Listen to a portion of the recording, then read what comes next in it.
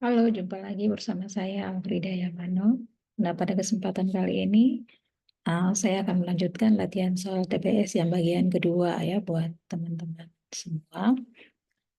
Untuk latihan ya, ini sangat penting untuk pengenalan soal-soal ya.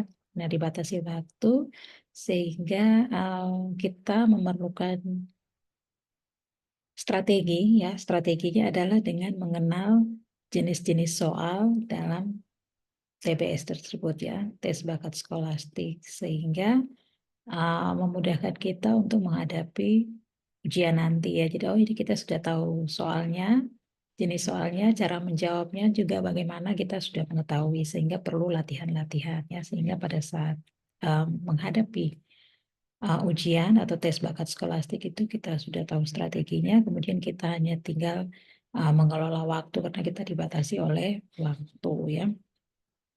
Nah, untuk tes bakat skolastik ya bagian kedua ini kita akan sama-sama membahas soal tes padanan hubungan kata atau analogi, tes arti kata, kemudian tes pemahaman wacana. Ya, ini ada soal latihannya ya. Jadi penulis titik dua adalah alat tulis ya. Jadi profesi ini ya lebih ke profesi. Jadi penulis itu membutuhkan alat tulis. Nah, kemudian sama dengan dari berbagai pilihan ini itu mana yang sama ya? Sama dengan uh, pernyataan di atas ya. Jadi penulis, profesi penulis itu dia membutuhkan alat tulis ya. Nah, kemudian dari pernyataan A, B, C, dan D ini kita akan memilih yang penenun kain, nelayan jala, supir ban mobil, petani bibit, penyanyi lagu ya. Nah, tentu saja jawabannya adalah nelayan dan jala ya. Jadi nelayan menggunakan alat jala untuk menangkap ikan ya. Kalau penenun memang dia menenun kain, tapi alatnya itu bukan kain ya. Jadi alatnya itu adalah tenun ya. Kalau supir dia kan membawa mobil ya. Jadi mobil ya bukan ban mobil gitu ya. Kemudian petani ya bibit juga, tetapi bibit ini kan bahan bakunya ya peralatannya petani ya cangkul itu misalnya. Nah kemudian kalau penyanyi alat yang digunakan misalnya bukan lagu ya, lagu kan yang dibawakan. Nah ini ya alat ini apa namanya mikrofon ya.